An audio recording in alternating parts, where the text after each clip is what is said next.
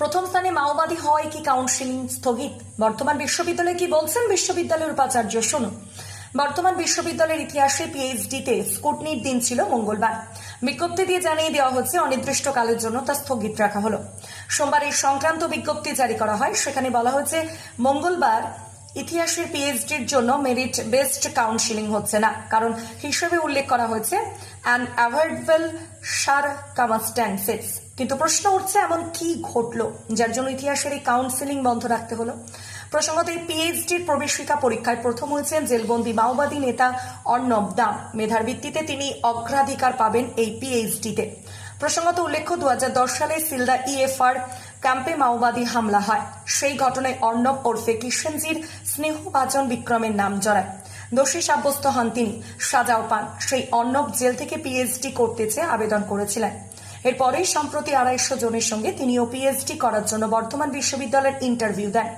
গত সপ্তাহে রেজাল্ট বেরোয়। তালিকায় প্রথমে অর্ণব দামের নাম। এদিন ভর্তি হওয়ার কথা ছিল তারও, তবে তার আগে জারি করা হলো এই বিজ্ঞপ্তি। বর্ধমান বিশ্ববিদ্যালয়ের উপাচার্য গৌতম চন্দ্র বলেন, অর্ণব দাম মাওবাদী কিনা আমাদের জানা নেই। নিয়ম অনুযায়ী তাকে পরীক্ষার জন্য অনুমতি দেওয়া হয়েছে এবং সে সিলেক্ট হয়েছে। আমাদের 6 মাসের একটি ফিজিক্যালি কোর্স হয়, সেখানে সে কিভাবে ওইসব ক্লাসে উপস্থিত থাকবে সেই সব বিষয়ে জানতে চাওয়া হয়েছে। সেই সব বিষয় জানার জন্য আপাতত স্কুটনি থামিয়ে রাখা হয়েছে, বন্ধ করা হয়নি। উনি মাওবাদী কিনা কিন্তু আমরা জানি না। আমাদের কাছে একজন প্রিজনার হিসেবেই তার নামটা এসেছে। মানে আপনারা মিডিয়ার লোকরাই খালি মাওবাদী করছেন, আর এই বিষয়ে আমাদের কোনো নলেজ নেই। এবং আমরা নিয়ম অনুযায়ী তাকে অ্যালাউ করেছিলাম, পরীক্ষা দিয়েছে, সিলেক্টেড হয়েছে। এবার সে যদি করে কি বলে কোর্স ওয়ার্ক বলে একটা ইউজিসির একটা নিয়ম আছে, সেই কোর্স ওয়ার্কটা ফিজিক্যালি হয়, 6 মাসের কোর্স।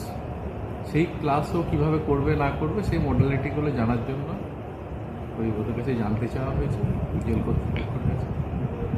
এবারে হচ্ছে যে সেটা জানা হলে তারপরে বিষয়টা আবার প্রসেসটা আপাতত থামিয়ে রাখা আছে, বন্ধ করা হয়।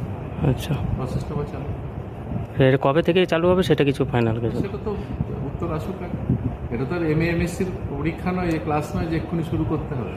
1-2 দিন পরে করলে কোনো অসুবিধা নেই। পরিতোষের রিপোর্ট, সোজা কথা নিউজ, পূর্ব।